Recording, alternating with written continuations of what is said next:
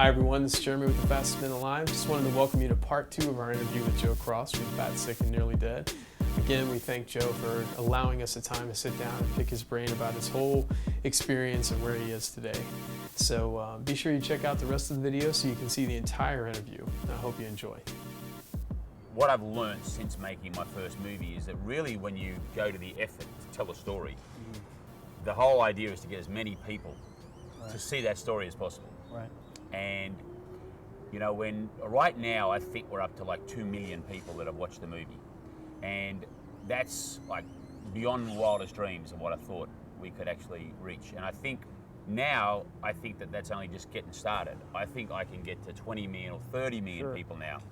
And so the answer is yes. However, what I did realize along the road and along the journey, once I started realizing that if you tell a story about the truth and you just let the truth come out, and you be as real as possible, and then some magic can happen. And you know, the fact that I bumped into Phil, like he was one of 350 people I met, the fact that he held my number for 6 months and then called and then went from there, and all those things, that sort of magic happened. Bumping into his brother in the car park, like you would if we hadn't have bumped into Bear, we probably couldn't have got Bear into the story. You know, so all these things that happened, and it was just extraordinary that unfolded. But on the other hand, I look at it and go, well, it's not really extraordinary, because if you just follow the truth will come out. And so I see it as really as, you know, something that is I'm very honoured to be in this position with this film, to be able to share it and then meet and come into contact with so many people. Absolutely, absolutely. Back to the where Joe kind of finished up about your food cravings, where you felt like you were during the course of the 60 days of being in the fast. What was, outside of the first 3 days? Yeah. What was your absolute low point? Outside of the first 3 days. Outside of the first 3 days. Well, then day 4. Okay. So it's the beginning. Right. Okay. For me, and I had two things going on. I had the actual detoxification or the withdrawals or the pain going on. I had the doubt about what I was doing in terms of making a film and putting myself under all this pressure and paying all this money out of my own pocket to hire all these people who were all looking to me for the direction and the, you know, so there was a lot of stress in the sense that, what am I doing here, you know? Right. And then there's the, why am I doing this to myself? And then there's that mental pain, and also being sick, and of course my disease got worse because I was putting myself under so much physical pressure. So I would say the low point was really during the first 10 days. After about 10 days, I clicked into a zone of really having this clarity, where this was really, I was really feeling a difference. I could see now, you know. I had the fogginess over my eyes had cleared. Right. Well, that very point was my next question to you. You know, really, at what point was that mental clarity? We've heard some points that 5 or 6 days into it, people reach the clarity from the fasting reboot side of things. I've heard that after 21 days, people reach a higher plane of existence. When do you feel like that mental clarity really set in? So I'm going to go back and say that somewhere around day 14 to day 20, when I started sort of getting very close to being a third of the way through, I felt like I went into 5th gear. You know, like, you know, think about it as like the grind was first and 2nd gear was the first 10 days. And then somewhere between 10 and say 4, I sort of went 3rd, 4th, and then boom, into overdrive, and then just letting it roll and feeling that just being taken away, and actually being excited and looking forward to it. You know, now what didn't go away were food cravings. Sure. And there's two differences between actually being hungry and a craving. Sure.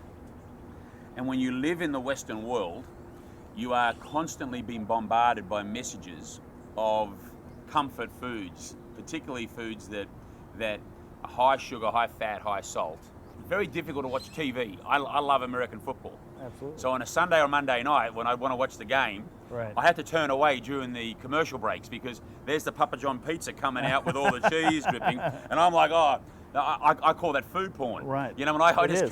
just can't watch it. It is. Because I would get hungry, even though I wasn't hungry. I mean, Right. I'm enjoying the game. I got my green juice, and now I see the pizza coming out of the pan. I go, oh, I want that.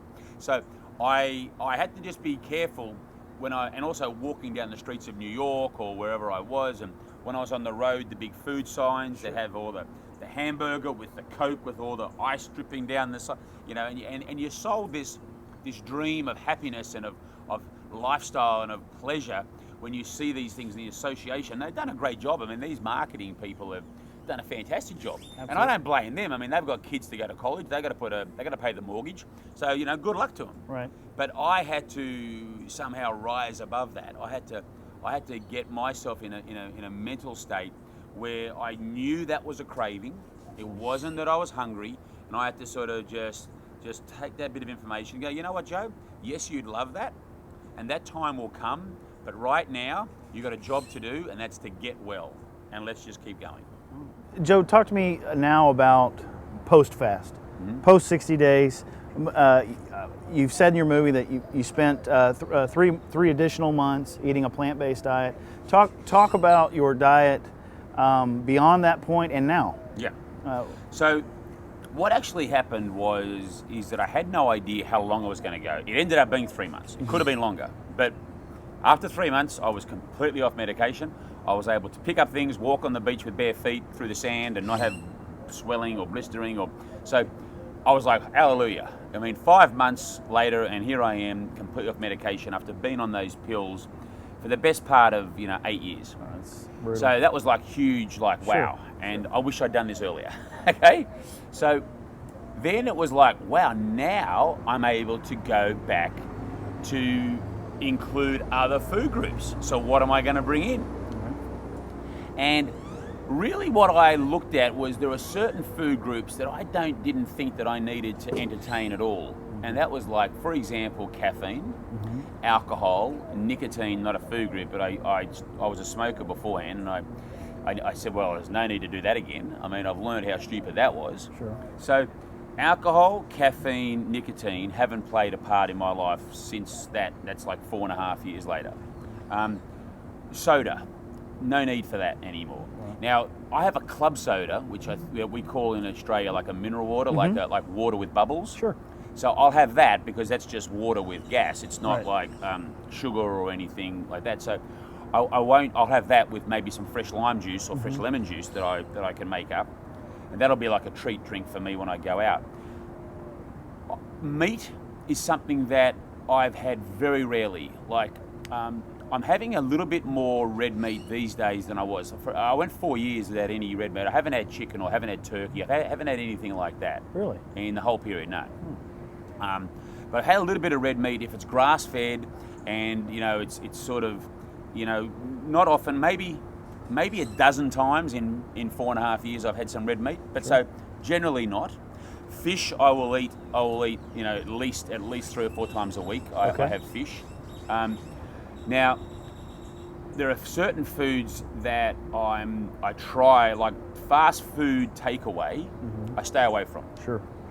But I will have a pizza if it's a restaurant pizza where there's a family, or it's something like there's sort of a level where I try to go, well, this is a pizza that I will eat. Now it's still processed and it's still not something that I would want to live on the whole Right. time. But I sort of look at the way that I eat now is a bit like everyone else in America, that there's 4 food groups that you can choose to eat from: plant food, whole grains, animal product, and processed food. Right.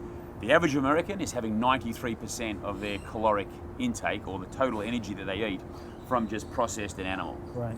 Now what I'm trying to do is push mine from where it was, which is like 5-6%, up to 50.